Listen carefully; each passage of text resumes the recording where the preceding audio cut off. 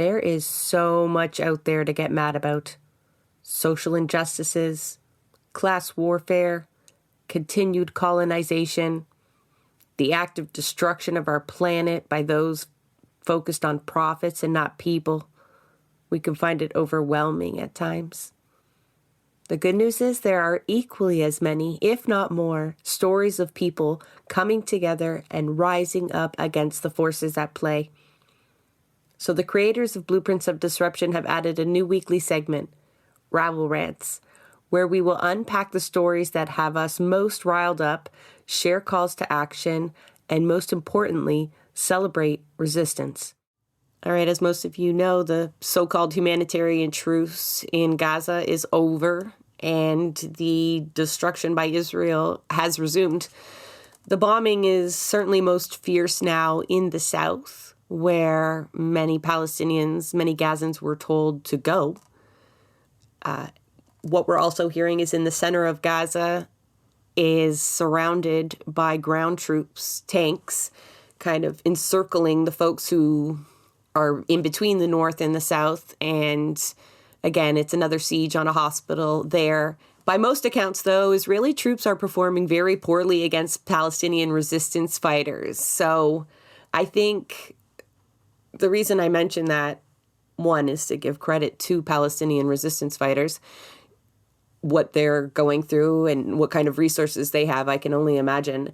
But also because I think it's evidence that Israel doesn't particularly fight any kind of traditional warfare. And I guess in today's modern age, that's probably the case with most states. But the tactics that Israel is employing as of late certainly must be what is helping shift the media narrative that we're going to talk about in the second half of this episode, because they are horrific. They are not unique to the state of Israel. We'll give you a few examples there, but they are obviously nothing short of genocide. But, you know, the flooding of the tunnels is what comes to mind today.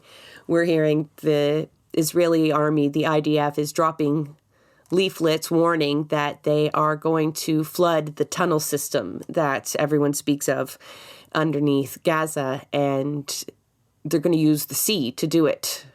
Very ironic, you know, considering from the river to the sea has such genocidal meaning to the Israeli state, apparently, but yet they'll use the sea to actually commit genocide. Because this isn't just like flooding terrorist tunnels. This is going to have severe implications to the infrastructure above it, right? Like, you can only imagine if there was someone dug a tunnel system that managed to be viable underneath an urban setting, that certainly flooding it with seawater, like large volumes of seawater, is going to make the buildings above it unstable. It's going to poison the groundwater supply. It's going to contaminate the agricultural land that's used. So, I mean, to brazenly just announce that you're going to use these tactics ahead of time, certainly just receipts, hopefully, for a war crimes tribunal at some point. Yeah, I mean, and it was really concerning the wording on the leaflets that they were dropping. Like, we're talking some real, like, theocratic, fascist, genocidal shit.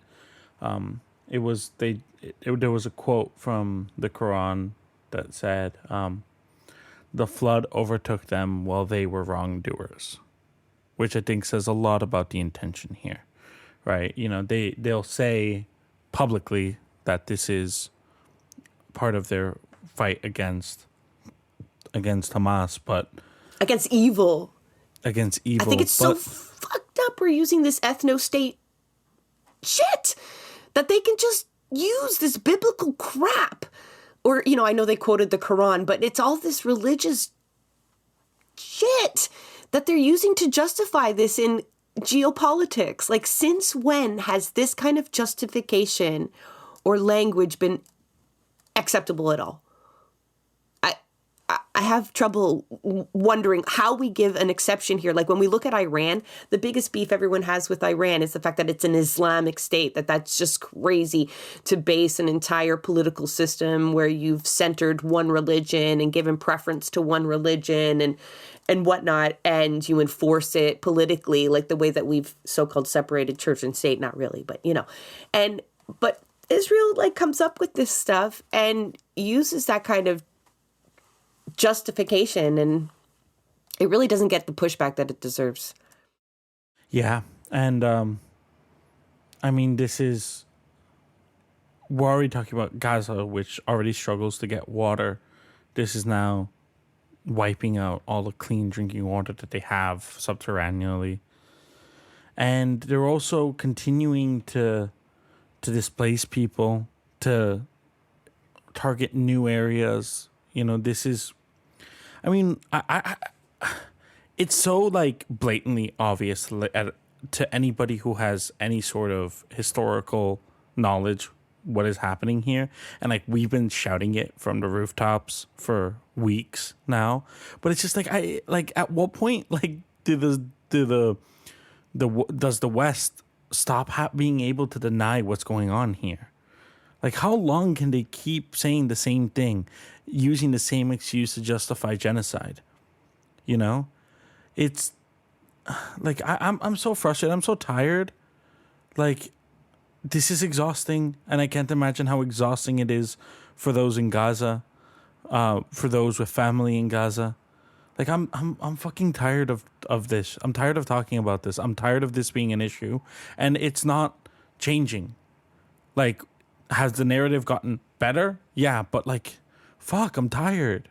This is like not even new to Israel, right? So the fact that I get what you're saying. I'm also like really pissed off with Canadian politicians who are now coming around and saying, well, you've gone a little bit too far. You still can't get Justin Trudeau to call for a ceasefire. But Jolie is saying, we have to work on trying to limit civilian casualties. But right from the get-go, even before October 7th, the fact that they would stand up and reaffirm Israel's right to defend themselves, like never has an occupying force been successful in trying to frame themselves as a victim. I don't know how that can happen here, but it does. But they're aware that Israel operates this way regularly. They have been merciless since the Nakba. There has not been really a moment in their history where they have been tolerant and restrained and following international law. It's, I'm reading about, help me out here, Santiago. What's the name of the doctrine? It's named after an area in Beirut. So I'm putting the pressure on you. The Dahiya Doctrine? I'm probably not pronouncing that correctly.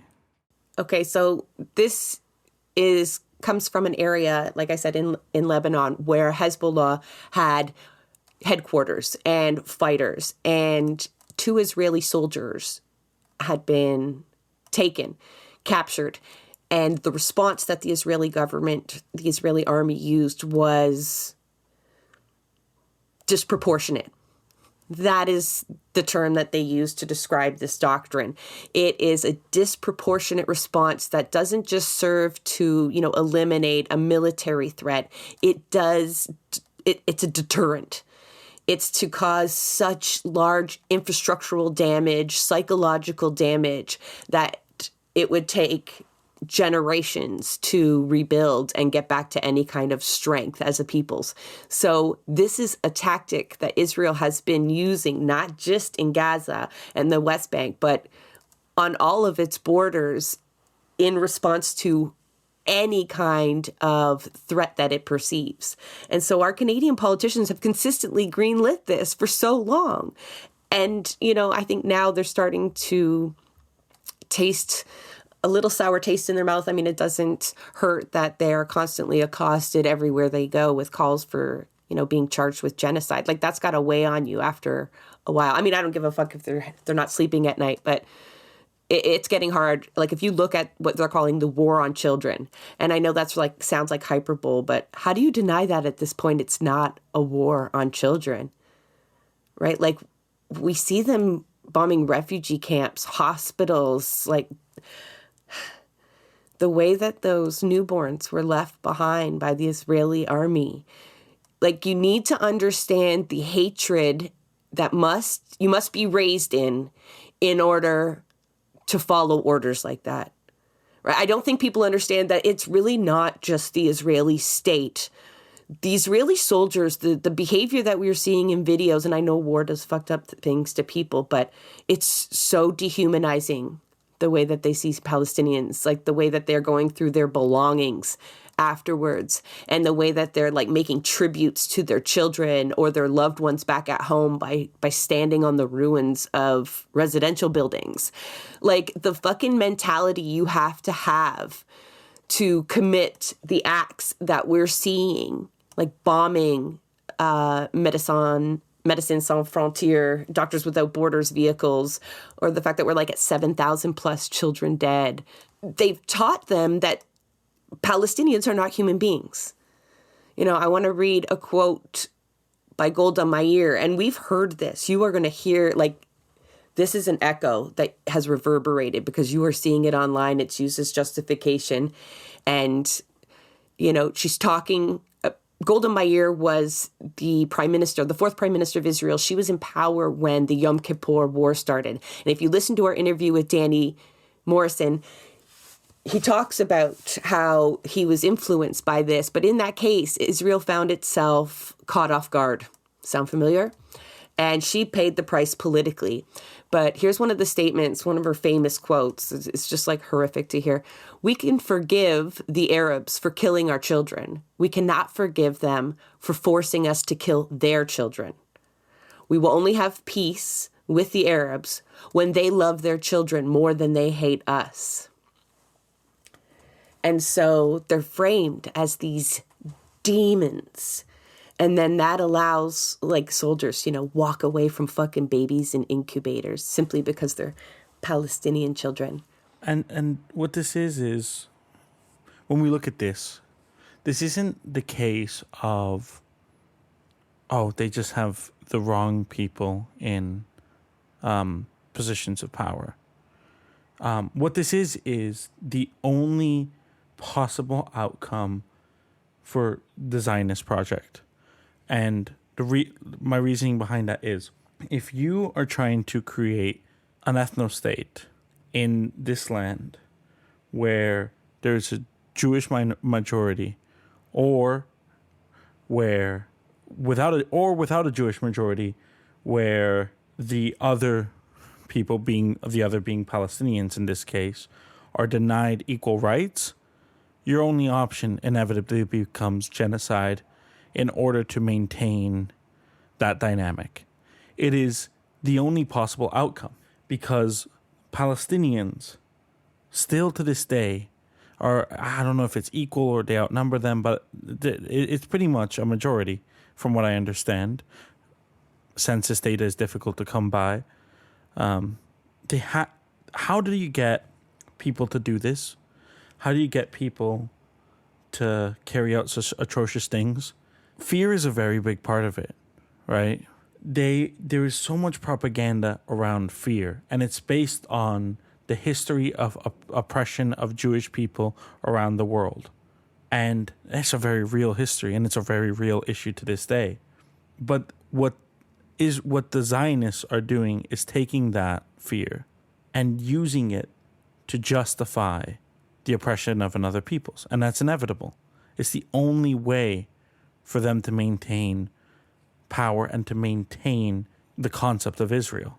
That's why from the beginning I've been saying that there is no two-state solution. There is no one state called Israel, or like, you know, the only solution is democratic, secular rights for all. And I need to mention that because, you know, like too often we either don't ask ourselves or don't really think about, like, how is it possible for people to do these things, right? And I also don't want people drawing the conclusion that this is just the hatred and evil of a peoples, because that's not what this is. What it is the inevitability of trying to create ethno-states. And we've seen this happen around the world. And it's not because people are evil. It's because of ideology. It's because of a corrupted ideology. And that ideology in this case is Zionism, which is theocratic fascism. Absolutely. And one of the things that Zionism requires, and really any oppressive force requires, is extremist scapegoats, or at least people being framed as extremists. And so, as we know, Netanyahu fed into the creation of Hamas. It was part of a strategy. And for all that, we want to think about Hamas and their part in the resistance, they are a necessity in order to help justify the conditions under which Israelis live, like having bomb shelters being mandatory in every home. Now, knowing what we know of the rockets and the actual amount of Israeli casualties, and in the end, the effectiveness of those safe rooms, you can only imagine that part of the role that they play is to be that constant presence of fear within the home, that constant reminder that they're under threat. And I'm seeing a lot of Israeli youth pop up on TikTok, in conversations. And they're adamant in, Israel is not partaking in an occupation, that they are the victims. And, you look at them, they don't feel like they're lying. One can't know if, they're hired hands or whatnot, because the whole Zionist bot thing is a little bit out of control. But, one of the stories that I shared on Twitter, and I'll link it to the show notes, it was a TikTok video. It was like 3 to 5 minutes, so I can't really share the whole clip here, but it's an activist named Shlomo Yitzhak. And like I said, you can find him on TikTok. But he tells the story of how he left Zionism. And I'm just going to paraphrase it. He was in a nationalist Zionist institution, almost like a school, and in the way that he described it. And one of the programs allowed conversations with a Palestinian as part of the learning process. And he went to meet a Palestinian man who had come from Ramallah and told a story of how he had to leave at 4 in the morning in order to arrive at that interview for 9. And he knows that that's just 7 miles away. So it piqued his interest. He needed to know, why did it take you so long to get here? And the man tells the story of the checkpoints and the conditions in which exist for him to move 7 miles in the land that was once his family's.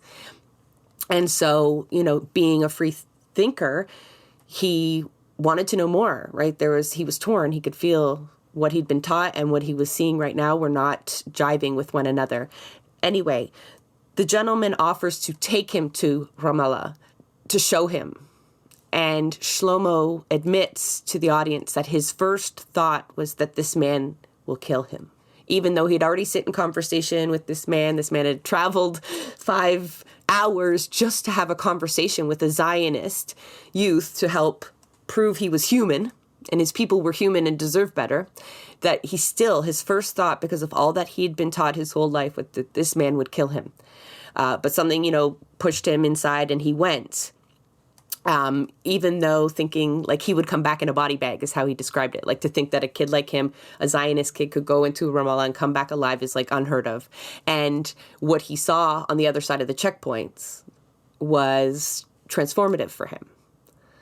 He was then removed from that isolated, because both of these societies are very isolated from one another, right? So he is for the first time witnessing the other side of this wall, and he sees graffiti. And it's of a Palestinian youth with a slingshot and a rock. And he goes, oh my, these people are like my people. Here they have graffiti of David and Goliath. And as the bus continues to move, he sees that the slingshot's actually pointed at an IDF soldier in the image. And it hits him. Who is David? Who is Goliath in this story?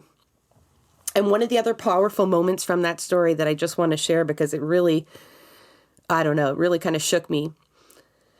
And I'll try to explain it as best I can.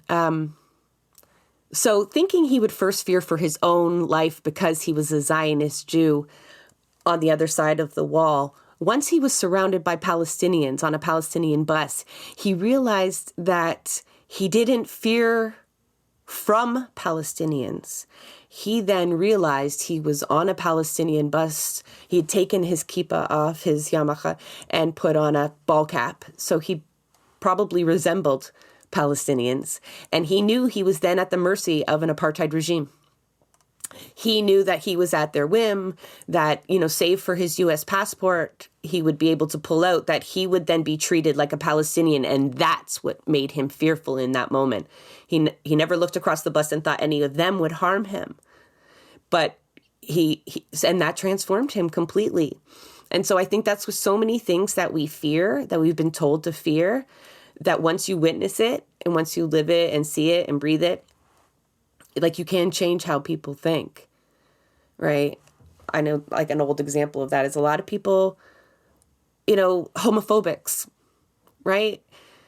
A lot of people are transformed when a close person comes out, and then you realize that you have lived and experienced a gay person without any negative effects. Like, all the things that you feared never came to fruition. And in fact, it was the opposite, so I don't know. I drew hope from that story as well, but also got really mad at the fact that, like, how many people live on the other side of that wall that see any Palestinian person as a threat to their safety.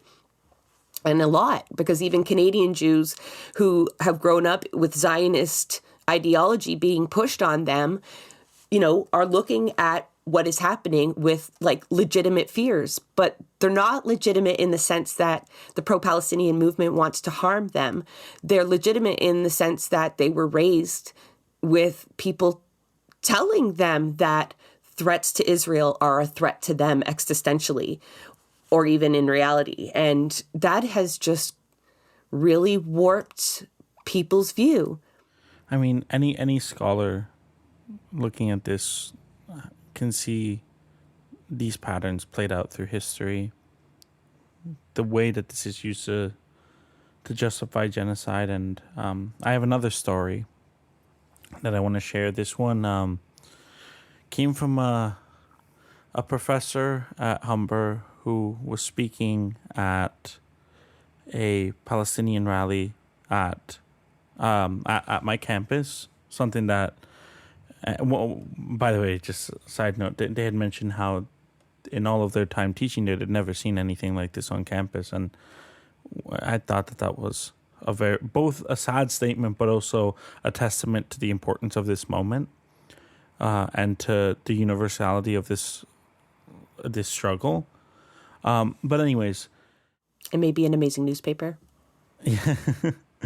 They mentioned, how as they're getting older, they've taken up. And I'm gonna paraphrase here and do my best job at paraphrasing their story. They mentioned that they've taken up a lot of new hobbies. One of them being bird watching, and they brought out a picture of this bird that's the Palestinian sunbird.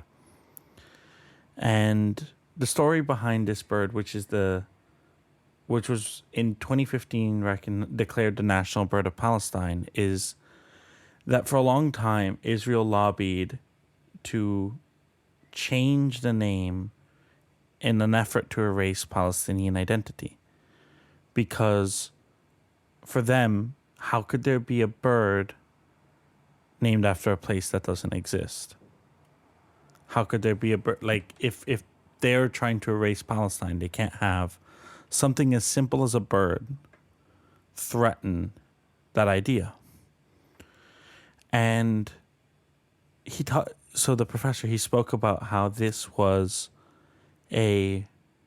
is an aspect of genocide. Genocide comes in many different forms, and cultural erasure, the erasure of identity, is a big part of it.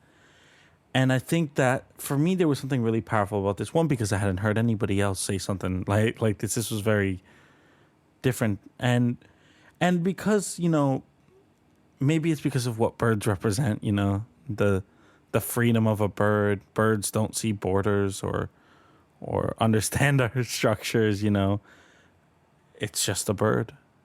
And that bird was enough to represent the threat. Right? And I think that speaks volumes. I think that speaks volumes as to how this is a genocide, and the ideological backings behind it. It reminds me of the olive trees, too, right? There's no military or economic well, it is part of their livelihood, but the burning of the olive trees. And there's just so many endless examples. And From the River to the Sea is another one, I believe, where they just won't let them have anything. Nothing. Not even a national bird. Or can't fly their flag. Like such obvious attempts at erasure in which seems like the smallest sense. But when you realize how many examples of the sunbird kind of analogy that there is, it seems incredibly cruel, right? And really reminiscent of what colonial forces did here to indigenous peoples in terms of banning their cultural practices and potlucks and dances and ceremonies on top of all of the other things, that like horrific things that you can point to that are like violent. But then it's these cultural things that obviously don't often get discussed because they're maybe don't take precedent, but they have deep impact, right? Like on the psyche. And one thing, one thing in the discourse that people, whenever genocide comes up, people like to mention, Nazi Germany. I think that it does a disservice almost to what's happening here to compare to Nazi Germany, because I think the much more real historical comparison to make is to Canada. I think that there's a lot more similarities with what's happening here to Canadian genocide of Indigenous people than there is to the genocide by Nazis. And I say that as a condemnation to the settler colonialism of Canada, and so that we can take responsibility for that ideology's spread around the world. And it was an ideology that informed the Nazis as well. The idea behind the final solution came from Canada. It came from the final solution for Indigenous peoples in Canada. That was the ideological origin. So there's a lot of historical responsibility that comes back to our treatment here that we have to take, because that erasure of a culture is something that continues to this day, and that we're still carrying out, and we carry out when we fail to condemn it around the world as well. So in the Canadian context, we're seeing a lot of reports of people being asked to not wear keffiyehs. I saw even an Islamic school in Ontario eventually walk this back, but had an initial policy that students were not to wear a keffiyeh to school. Now, this could obviously be response to the fact that 3 young people in the United States were shot because they were wearing a keffiyeh and speaking Arabic. And there's been countless other examples of people being accosted. And the keffiyeh is certainly a sure tell sign that you are pro-Palestinian. But I think generally you can say in the Canadian media and beyond, even the Israeli media, there is a shift happening. And we've talked about it before, and we've sounded hopeful, and there's been many times to kind of discount that. So one of the examples, CTV, I think we brought it up on the show before, but a memo went around to their staff, really explicit, don't say the word Palestine, don't take a position that isn't very clear to what we've done. I think we saw something similar go around CBC. You were even saying, you want to chime in there with they fired someone?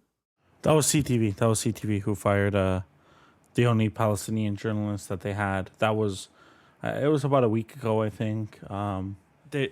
It's part of a larger, I guess, to varying extents, it's something that we're seeing. There's no one who's innocent from this in the largest media networks in Canada.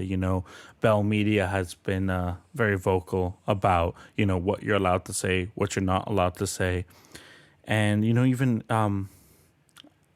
and this is a testament again to how different we're doing things at Humber versus everywhere else. But we had a journalist come in who is a Canadian journalist, but who works for Al Jazeera. And they gave a presentation to all of the journalism students essentially about Canadian media's failures when it comes to covering Palestine. And one of the things that was very shocking to me was, the word apartheid had not at that point in time been mentioned by any of the major media networks, not once. Maybe not even in quotations, like someone accused Israel of being a quote unquote apartheid state. Like, and that, like, that's the thing, is that it's so blatant, like the erasure of Palestinian voices in Canadian media, the erasure of what this struggle is, the language that is being used. It's huge. And I'll take this moment then to highlight, there is a open letter that as of right now has been signed by 150 journalists in Canada, condemning both Israel's continued killing of journalists in Gaza, one, but also Canadian media's failures to cover this issue properly. And one thing that because people are allowed to sign it anonymously, and it's interesting how there's, you'll see anonymous CBC, anonymous The Globe and Mail, anonymous Toronto Star, another anonymous CBC. Did you sign it? I signed it. It hasn't been updated to include me yet, but I did sign it. But, a lot of journalists have their names there. A lot of journalists for newer, more progressive, independent media, they get to have their name there. All of the anonymous, all of it is linked to major publications, which I think says a lot. Is there an anonymous for the CTV there, or is Omar Sachedina on there? Because I wanted to talk about his report that I know a lot of Zionist organizations are trying to leverage, but I thought it was so on point, but very surprising considering what you've just told us and what we know about CTV in particular. Is he on the list? Scanning. I can't tell. Sorry, full name again? Omar Sachedina. No. So while you look, this week there was I don't know how to frame it, a pro-Israel, I'm sure someone will want to correct me on that, rally at Parliament Hill. So in describing the rally that happened on Parliament Hill, he called it, he referred to it as being in support of the war. Then he goes on to say, while inside, Palestinian Canadians made a plea for help. The report then goes on, he's talking about a press conference being held by NDP MP Matthew Green, who is allowing Canadian Palestinians to come to the mic and tell firsthand accounts. And so it's completely accurate. They were making pleas for help for the Canadian government to, one, again, call for a ceasefire, but also to allow expedition of visas or refugee claims for family members to get out of Gaza, if they so choose. But, it's funny that people are trying to frame it. It's just so weak. The Zionist lines have become so weak and transparent that that's in part why I say that the narrative is shifting, not necessarily by the willingness of any kind of media, but the inability to defend what we're seeing and some of the lines that they're coming up with. Like, I don't know how you could have framed that rally on Parliament Hill as anything other than being for the war. I mean, Israeli flags were flying. People were reaffirming Israel's right to defend themselves. In another related rally, I think it was in BC, folks were doing rape theater where they were reenacting the reported rapes, wartime rapes, and as a means to drum up support for the for Israeli aggression. So Jeremy Appel posted up, if you've lost Jake Tapper, you've lost the whole narrative, because that joker on CNN, he's got an Israeli spokesperson there in front of him trying to assure them that they're doing everything they can to avoid civilian casualties. And Tapper's like, really? Because I got a producer who's just lost 9 members of their family, and we've seen everything to the contrary. So, you know, when you're starting to get challenged by BBC and CNN, it's safe to say that you don't really have everybody won over at this point. So, I think that journalists are definitely coming to the other side of this because, I mean, like at the end of the day, we know that it's not backroom deals. It's not like, not typically, I mean, I guess in the case of Bell Media, it is a little backroom where they are sending out messages saying, hey, you're not allowed to talk about this. Typically, it's not usually that blatant, but yeah, journalists are very bad at being told what to do, typically speaking. And I guess there's only a limited number of journalists that you can kill before eventually they're going to be like, oh, that would be me if I was trying to cover this, you know, like at some point. And the number is something ridiculous. Last I checked, it was something along the lines of 72 journalists have been killed since all this began. Well, kicked back up at least. Is there a precedent to that? I don't think there is a precedent to that. I can't think of a time, especially not in modern history, when that many journalists have been killed in such a short period of time. I mean, you know, Humber Convergence magazine every year does one of the sections they do is, you know, enemies of the press, where they talk about which countries in the world are killing journalists at the highest rate. That'll be an interesting episode this year. Oh, well, from what I know is that this year, Israel is absolutely on the list. But I was just digging through the archives the other day, helping sort of things. So, it couldn't come across anything nearly as drastic as what we're seeing here. So I'm not sure that I'm not sure that there is a precedent here. And absolutely, it's going to have an impact. And I think we're seeing that change happen more in the mainstream. But at the same time, the censorship is still very real. One thing, I mentioned that open letter. In the U.S., they had a similar open letter that led to 38 journalists being fired. Or was it fired or disciplined? No, they're at least suspended. I believe they were suspended. 38 journalists from the Los Angeles Times. That's a massive amount of journalists who were simply calling for the deaths of journalists to end. It's all these really simple asks. I get so frustrated that we get so excited when, a politician's like calls for a ceasefire or some form of restraint. Like, I am so fucking past that at this point, but I understand those are the steps we have to get to get there. But I want to focus on the Palestinian media. It's an emotional roller coaster following those folks. I'm going to link you to a few that I follow on different platforms, but I guess the most prolific would be Motaz. Bisan comes to mind, and then there is still an Al Jazeera crew that is operating there. The amount of reporters that are left are so minimal, though. And if it wasn't for them continuing to risk their lives, we wouldn't know a lot of what we know.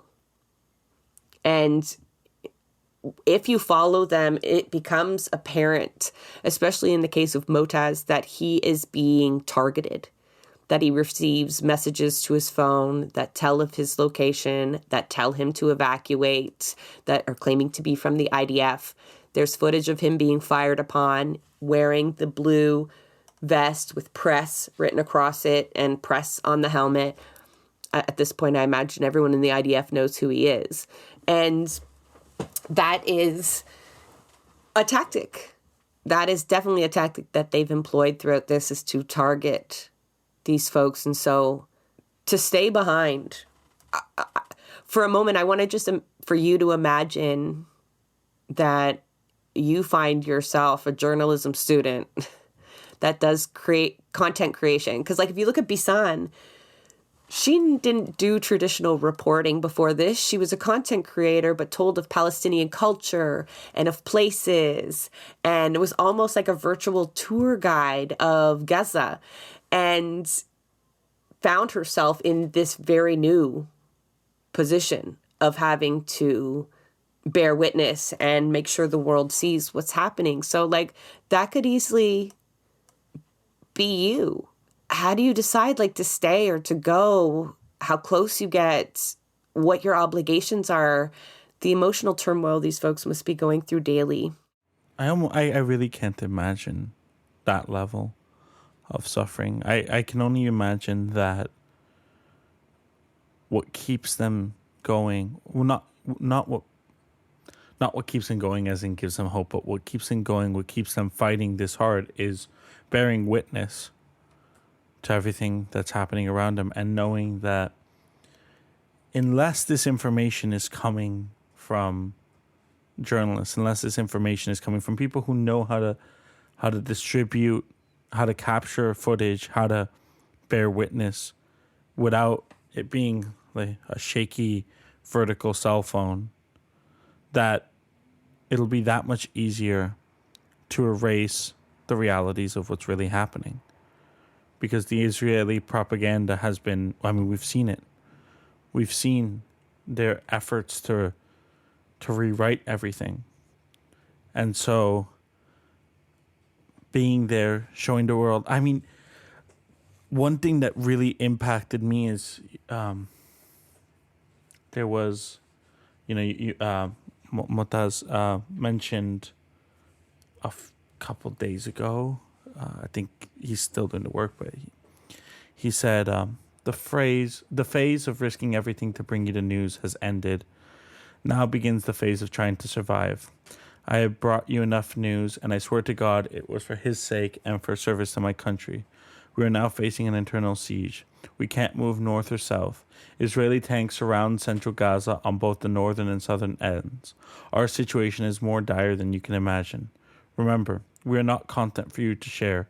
We are a people facing genocide. We are a cause attempting to stay alive alone. And that was very impactful, because I can't imagine I would imagine that if I was in a situation like this, my idea would be, if I can only show people what's really happening, something will change. If I can only show the world what is going on, if there is justice, this must end. That's what I think I would think, at least. That's what I imagine I would think. I think you'd have to tell yourself that in order to keep going, right? Because if you thought it was futile, if you thought even the images of your neighborhood being demolished and, folks coming out of the rubble the way that they do, you'd have to think that there is going to be a point to this, that it's not just clickbait, that people are sharing, that it's going to spur people into action. I think that living with the constant fear of bombs falling from the sky, I think that would drive me insane. I'm sure it has. Because you can imagine the very human, the very animal instinct of fight or flight, right? When we feel we are endangered, right? You can't fight anything because there's nothing in front of you to fight. But you can't run because there's nowhere you can run that will be safe. I don't know what that feels like, but I imagine it feels like insanity. I imagine that that's petrifying. And we already know that most of the children in Gaza already had PTSD going into this because of the scenes of war. But one video, as you're saying that, like one video comes to mind, and it's of a father trying to entertain his child. Looks like there is a cake or something on the table he's trying to occupy him with. And the father hears planes. He anticipates his child is going to react in fear, right? And so as soon as he hears the planes, you see him go, and it's okay, it's okay. And sure enough, no, the young boy, maybe 8 or 9, is just shaking and screaming and running to the couch, but in a really kind of aimless way. Like you say, like he doesn't know where to go, and he realizes it doesn't matter, but his body needs to run and scream. And this, I can only imagine this has repeated itself every time the child has heard a jet over by. And even just watching videos this week of a residential compound. So they're like, looks like 8-story apartment buildings, about 8 of them in a row. And the video's less than 3 minutes, and you see about 6 of them just be completely demolished. And in between each one is the whoosh of the jet before the ammunition is dropped, the bomb is dropped. And, when you see the numbers of munitions that have been dropped on Gaza, these children, these people have heard that noise again and again and again and again. And then don't make me start talking about the fucking air show again, right? Now can people realize what that sound must do to folks who have lived through anything like this? Because even now, you hear planes. I don't know if you do it too, but I've seen so many videos that I start to associate it. I don't feel fear, but I do associate that sound with horror. Mm-hmm. I remember there was a plane for an Argos game that flew over Parkdale sometime after all of this, the recent history. And I remember that the neighborhood was very angry at the unnecessary, how unnecessary it was. We already have the air show, but here during active war, they were flying military planes over Parkdale. And I remember I saw it, and I was like, what could that possibly be for? I couldn't understand it. Now, another thing to the fear is it's not just the fear for yourself, it's the fear for your family. Recently, an Al Jazeera journalist, Momin al-Shrafi, lost 22 members of his family. His mother, father, and 3 of his siblings were killed at Jabalia refugee camp when it was bombed. You see journalists on air constantly discovering that they have lost members of their family, that they've lost someone. So it's not just a fear for yourself, it's a fear for your family. And they keep reporting. I don't know how they do it. I really don't know how they do it, to witness, because it's, most people, you run away from the worst of it, but journalists are here digging through the rubble, trying to show people what happened. So you're, in an attempt to show the world what is going on, you're also having to witness that much more horror. And it's not like any other wartime reporting we've seen, right? They're in their own communities. They're running to scenes, like you say, where they might find family members.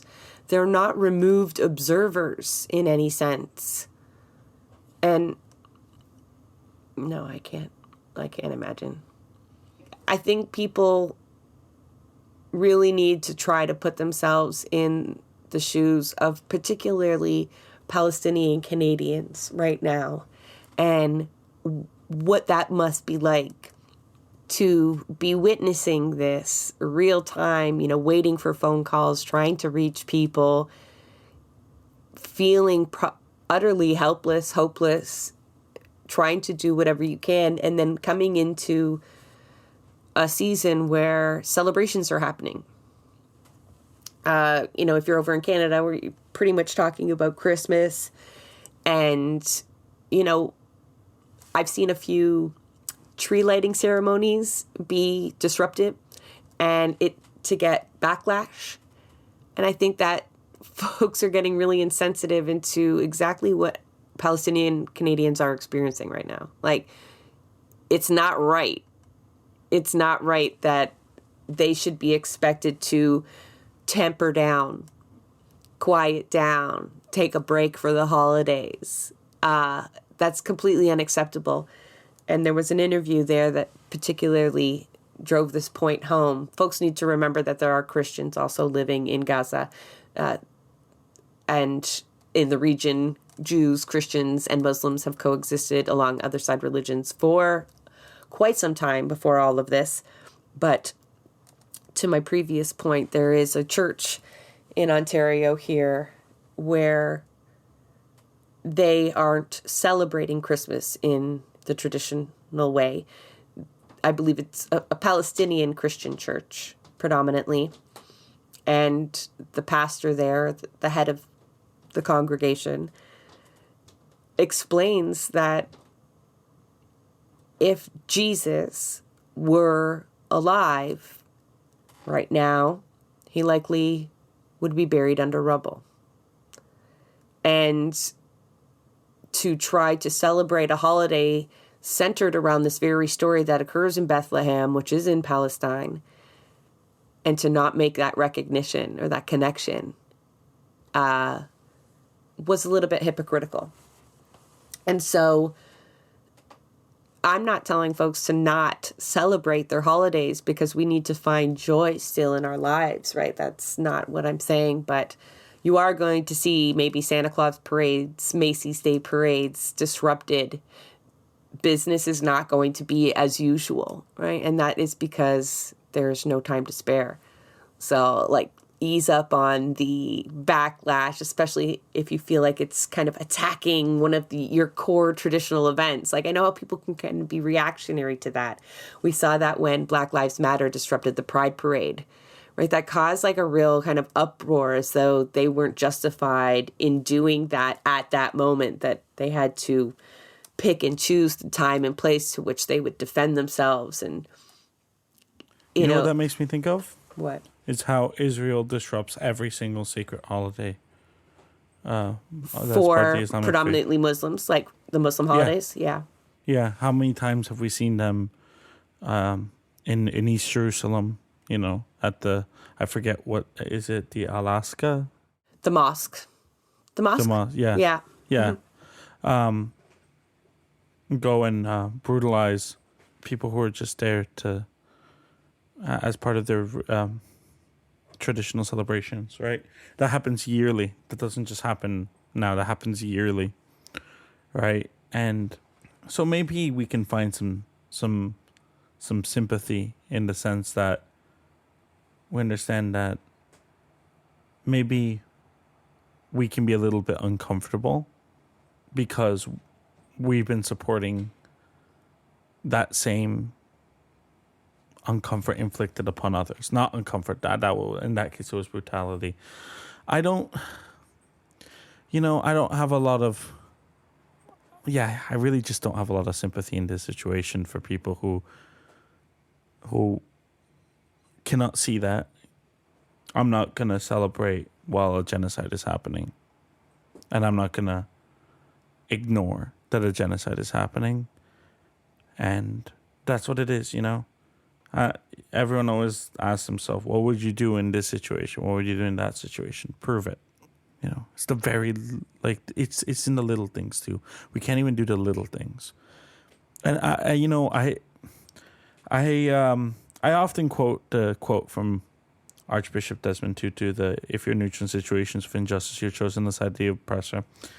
And I actually recently got a little bit of backlash for that because, you know, people were essentially saying it's unfair that, you know, why should I have to do something about this? And I was a little bit annoyed at that because, like, dude, are we under the like? I understand people, like, we talk about all the time here the various ways that people can get involved, the various, like, obstacles to that, the various challenges. Like, you know, we're very, like, we get it. You know, we get the burnout, we get how stressed people are, but there's a lot of people out there who really could be doing more. And you know, like, are we under the impression that this isn't a greater theme that's impacting here? Are we blind to the rise of theocratic fascism in Canada? Yes. Do we not see how that is a thing? Do we not see our obligation to combat that? Are we really going to wait until it is so blatantly obvious to do something about it? And we need a little bit more support, because you know what? Like I can feel a certain amount. Like I feel guilt, but I also feel proud of what doing what I can. Doing what I can here, and I need more people to be doing that too. I'm really pissed off too with the people that seemingly are trying to hide behind being apolitical, or perhaps being out of the jurisdiction.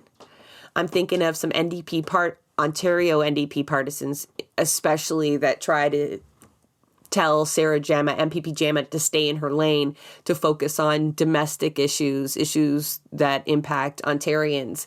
And I thought, like, how could you have possibly looked back and put yourself in another situation like the Holocaust or what was happening with Nazis and Nazism in Europe, and could you still take that position then? Like, wouldn't that seem absurd to you then? Or a bunch of the teachers' unions. So the OFL came out on October 22nd, and they issued a statement calling for a ceasefire. It's a little bit more articulate than that. I'll link people to their statement. But the federations, the teachers' unions that are part of that federation, have not yet adopted that line.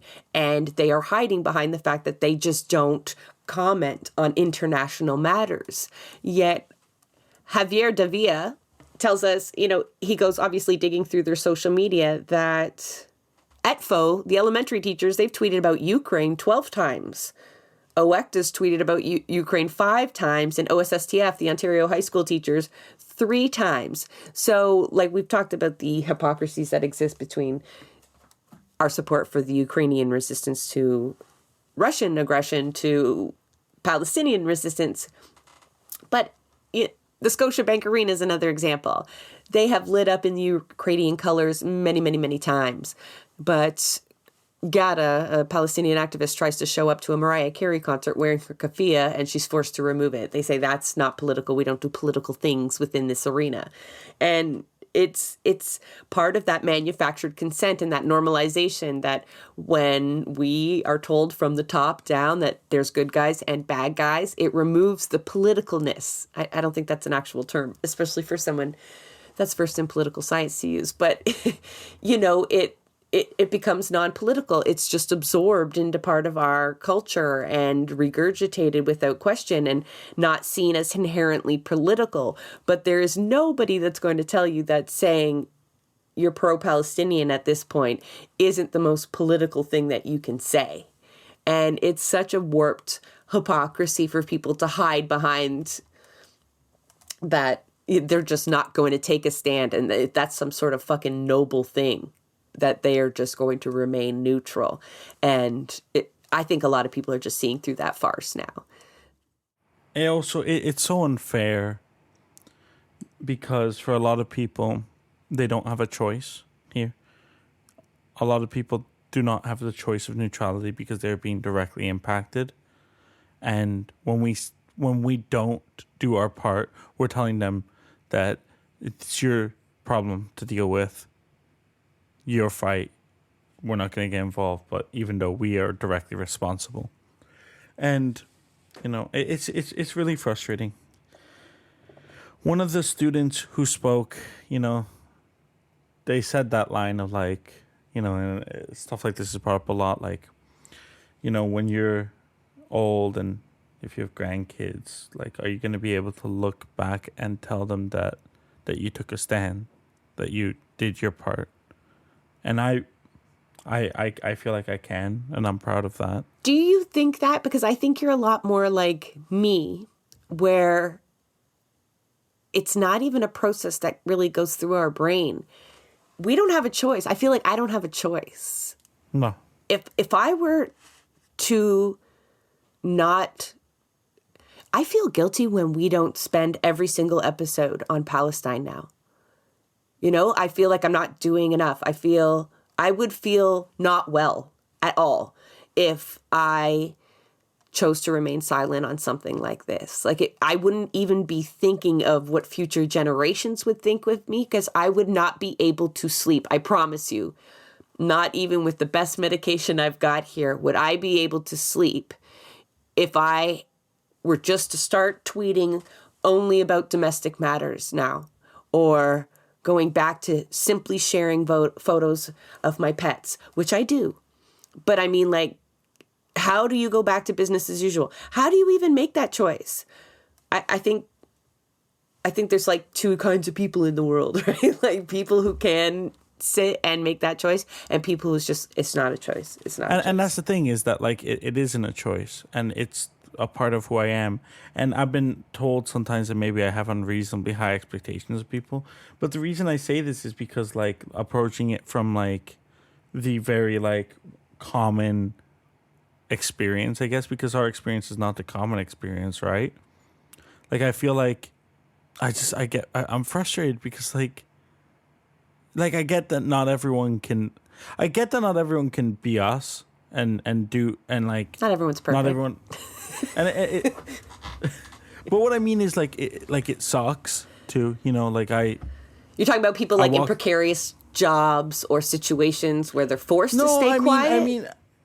I mean, just in general, like you wonder, like, how we become dispoliticized. What is it? Like, where do we find this drive? And I know it doesn't just happen, you know, and I know it's not a universal experience, but I feel like for the average person, there's more that can be done, you know, that's kind of just where I'm at. I feel like there's more that can be done, that should be done, and that, like, we're getting to a point where people who know what's happening, who know it's a genocide, are sitting there and like, well, yeah, this is a genocide, and maybe I'll mention it in passing, but I'm not gonna go any step further than that. And it's like, okay, well, we need more. But I think this is different because, and I know it's kind of lame to use this as an example, but it is an example. The petition that went to the House of Commons, like, folks, these petitions, they do something, but not a lot. But the point is, it had the most amount of people sign it than had ever signed one of these House of Commons petitions. So then that's always like the first step for organizers, right?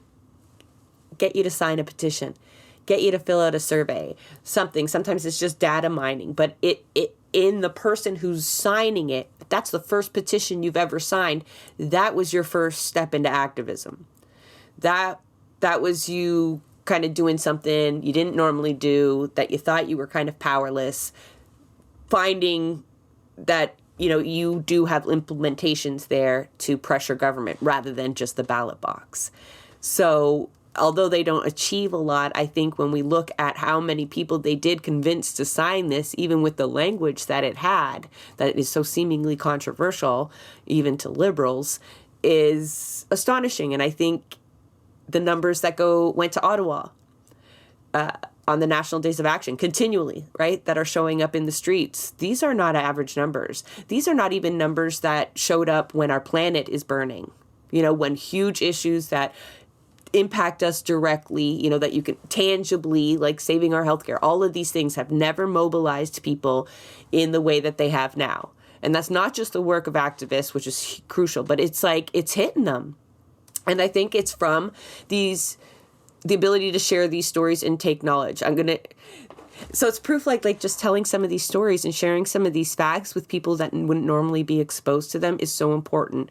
So my mom, I go outside and she's there and she asked me like one simple question about the conflict, and it opens up this greater conversation. And me being me, I probably sat there and went off for like 7-8 minutes of whatever had happened that week, whatever horrific stories I could share without traumatizing her, right? Because I know if I go too far, she'll tune out. And you know what she turned to me and said? Well, I wouldn't be giving back any fucking hostages either. And that's quite the step for her. But she was able to put herself for a moment in the shoes of a Palestinian and the extremes in which she would respond to that kind of violence and oppression that she just wasn't aware of. Like, she just wasn't aware of the extent and the attitudes that underpin them.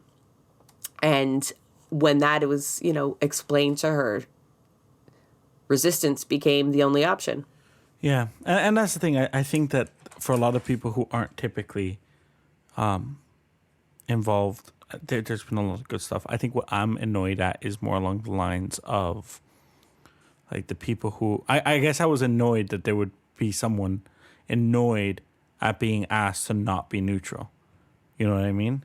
And I think a lot of people are doing more than is typical, and that's great.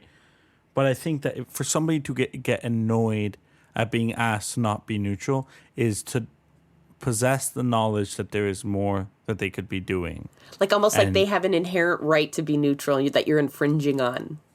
Or more that, like, I think it's that they know that they could be doing more. You're I think triggering that they guilt know what's in them. happening. Yeah, I think there's guilt, and don't come at me with your guilt. If you feel guilty, do more. Don't come at me with your guilt. You know? And I guess I was just a little bit annoyed at that because it's like, you know, you think I have the time and energy here? Like, I'm constantly burnt out. I can't afford groceries.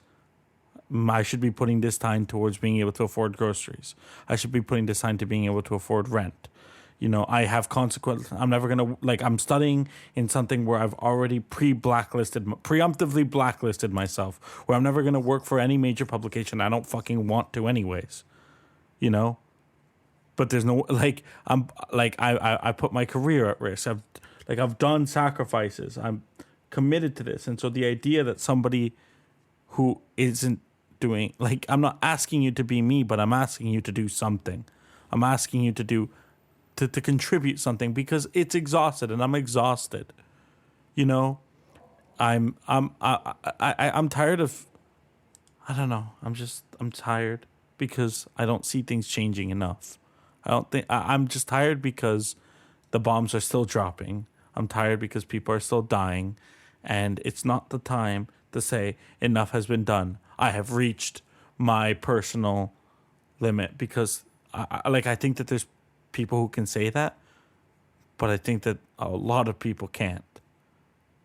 And, you know, like, don't ever fucking say, oh, like, I would, like, what happened to the, like, you know, first they came for attitude?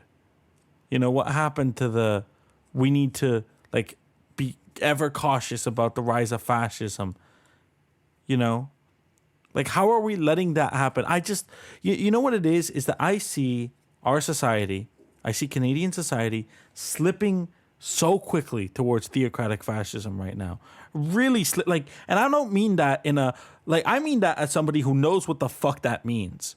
Like, I'm not saying that to fearmonger. I'm not saying that out of historical ignorance. I'm saying that out of knowledge of the path that happens. You know, we're seeing theocratic fascism grow into a powerful force. Right now is not the time to take it easy. Like, it's the time to fight it as hard as we fucking can, because you know what? Every day you don't, it's going to become harder. Every day we let it grow harder, more, it's going to become more difficult down the line. And you know what that means? You know what that means is that people like me and Jessa have to make that many more sacrifices. The people, we don't have a choice. It's not in us to have a choice. We have to do this. So the consequences, we're going to feel the consequences of that. And I'm just like, okay, I'm happy to do it, but don't let me do it in vain, at least, is where I'm at. You know? I don't know. Not all of this is, this rant is an emotional one, and it's not all, I didn't intend on it, but I'm frustrated because there needs to be a point to this. There needs to be a fucking point to this. Because I can't let that happen. And I'm not strong enough. I'm just one person. I'm not strong enough to make that much of a difference. It takes more of us. I just don't want to see it happen, you know? That is a wrap on another episode of Blueprints of Disruption. Thank you for joining us. Also, a very big thank you to the producer of our show, Santiago Halu Quintero. Blueprints of Disruption is an independent production operated cooperatively. You can follow us on Twitter at BP of Disruption. If you'd like to help us continue disrupting the status quo, please share our content, and if you have the means, consider becoming a patron. Not only does our support come from the progressive community, so does our content. So reach out to us and let us know what or who we should be amplifying. So until next time, keep disrupting.